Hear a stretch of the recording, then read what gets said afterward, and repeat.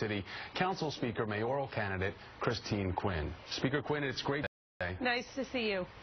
All right, so if elected, you would be the first openly gay female mayor of New York City. You represent the city where we see that demonstration taking place back in 1971.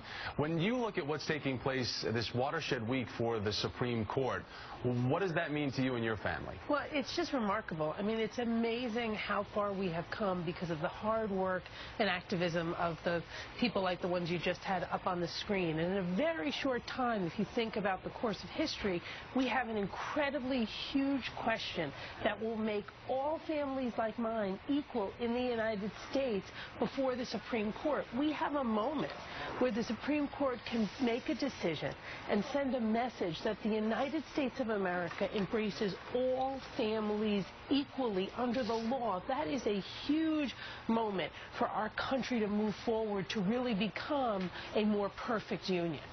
Edith Windsor, 83-year-old Edith Windsor, is the plaintiff at the core of today's DOMA case. As I understand it, she's going to serve as the Grand Marshal for the annual New York City Pride Parade coming up this year, which is great news, and I know that's a parade that you always walk in.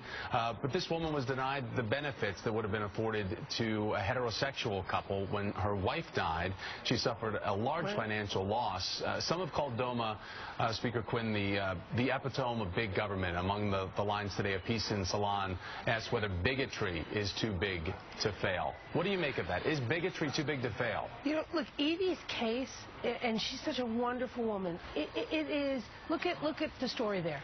Women who were together for decades, their whole life together. One got sick. The other one didn't walk away. She stayed and took care of her until she died. That's a commitment. That's a union. That's a marriage. And then a little bit after her wife died, she gets a letter from the federal government saying, you are less than everybody else, and we're going to really make you feel that you're less than everybody else through making you pay over $300,000. But it's not about the money. It's about being left out from the rest of the country at a particular moment when you need everyone and everything support. So bigotry has failed and been eroded and taken down time and time again in this country. The progress we're making on marriage is remarkable.